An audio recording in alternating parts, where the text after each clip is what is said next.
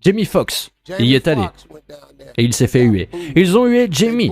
Puis Jamie a commencé à chanter et ils ont commencé à applaudir. Puis il est retourné à ses blagues et ils ont eu sa peau.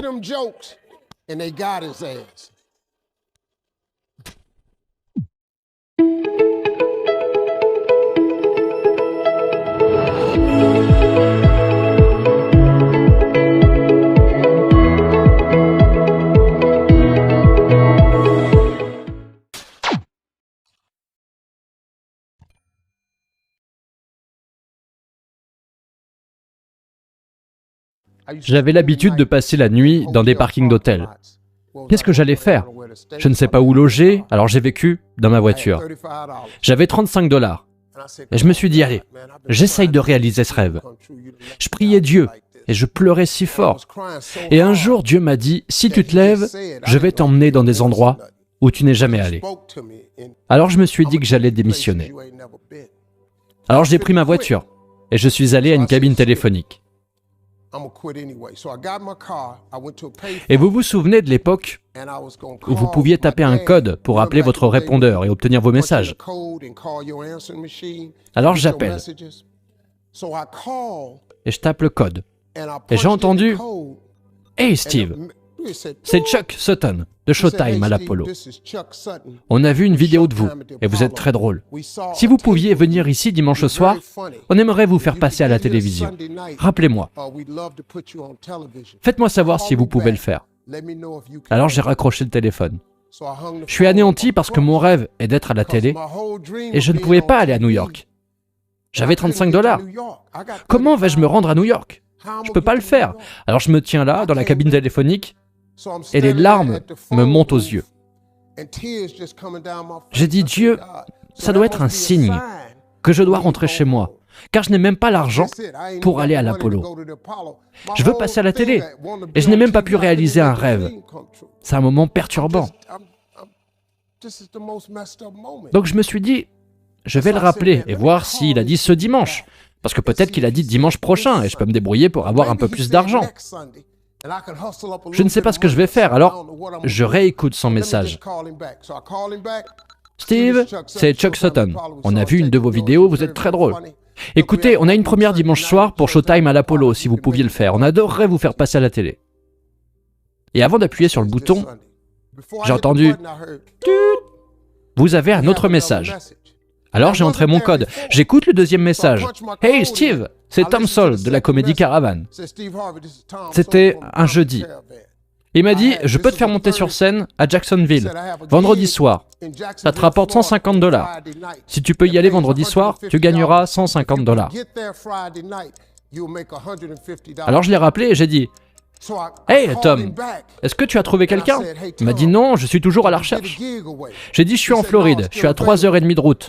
Alors, je vais à Jacksonville. » Et cette nuit-là, j'ai tout donné. Et on m'a dit « Tu es plus drôle que le gars que nous avions embauché. Si tu restes demain soir, je te donnerai 150 $ de plus. » Et là, j'ai 300 $. Alors je prends le téléphone et je rappelle Chuck Sutton. J'ai dit « Hey, je suis disponible pour Showtime à l'Apollo. » Il m'a dit « Il nous reste une place. » J'ai dit « Je serai là. » Alors j'ai appelé Eastern Airlines et à l'époque, il y avait une promotion à 99 $ pour un aller-retour de Jacksonville à New York. J'ai donc garé ma voiture à l'aéroport. J'ai pris un avion et tout ce que j'avais, toutes mes affaires, ça tenait dans 2 sacs.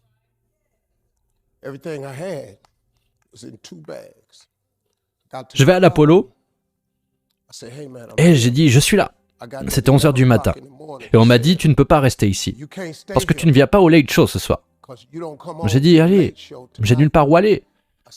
Laissez-moi rester ici. De toute façon, je ne bougerai pas. Je n'ai nulle part où aller. Je suis à Harlem. Je ne peux pas retourner là-bas. J'ai 2 sacs. J'ai dit, je suis une victime. C'est écrit partout sur moi. Alors il m'a dit, très bien, si vous montez, ne descendez pas. Alors il m'a mis dans une loge au 6e étage, c'est là que se trouvaient tous les comédiens. Alors je suis resté là-haut. Et vers 3 heures, j'ai eu faim, j'en pouvais plus. Alors je suis retourné en bas. Et là, le mec me dit, je pensais te l'avoir dit, ne descends pas, c'est foutu, marche. J'ai dit, hey, j'ai juste faim. Laisse-moi aller à ce KFC. Laisse-moi juste prendre du poulet. Je reviens tout de suite. Il a dit, si tu n'es pas là dans 20 minutes, tu n'entreras plus dans le bâtiment. Alors je suis allé au KFC, je me suis acheté du poulet et je suis revenu. Je remonte au 6e étage. Et alors j'ai rencontré ce gars nommé D.L. Hughley. Puis un autre type est rentré, Jamie Foxx, et je me suis présenté. Puis ce gars nommé Dwayne Johnson. On ne se connaît pas, aucun d'entre nous n'est célèbre. On est en 91. J'étais dans le dernier spectacle de la soirée. Et je ne finirai pas avant 11 heures du soir. Et j'ai encore faim. Et j'avais ça, ces faux morceaux de poulet. Et je suis nerveux. Je suis sur le point de vomir. D.L. Hughley est sur scène. Et il s'est fait huer. Dwayne Johnson s'est fait huer. Jamie Foxx y est allé. Et il s'est fait huer. Ils ont hué Jamie. Puis Jamie a commencé à chanter. Et ils ont commencé à applaudir. Puis il est retourné à ses blagues. Et ils ont eu sa peau. Je descends les marches et je vois Jamie assis sur les marches. J'ai dit, « Hé mec, tiens bon. » Il a dit, « Mec, ça ne m'est jamais arrivé avant, c'est fou. » Jamie Foxx, quoi, l'une des personnes les plus talentueuses. Et là, tu ne sais même pas à quel point je suis nerveux. Même ma respiration est coupée parce que ces mecs ont été hués. Et tu sais, j'avais écrit cette blague. C'était à propos de Mike Tyson, qui s'était battu à Harlem avec un poids lourd nommé Mitch Green. Mike Tyson avait frappé le mec à l'œil dans un magasin. Et il était aux infos avec son œil gonflé. La blague que j'ai écrite était qu'ils interviewaient Mitch Green et qu'il racontait ce qui s'était passé. Mais c'est son œil qui répondait à l'interview. Et j'ai écrit cette blague de sorte que c'est son œil qui parle et c'est juste « Je vais vous dire ce qui s'est passé !»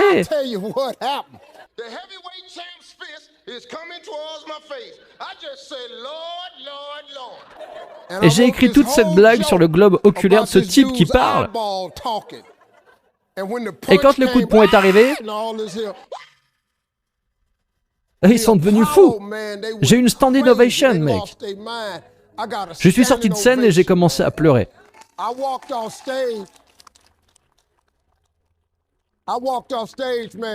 Je ne pouvais pas le croire. Et ils m'ont payé.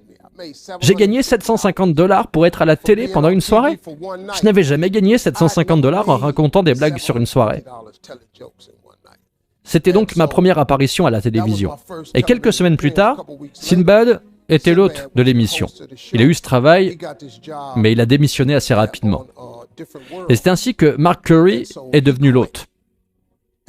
Et puis Mark Curry s'est mis à traîner avec Mr. Cooper.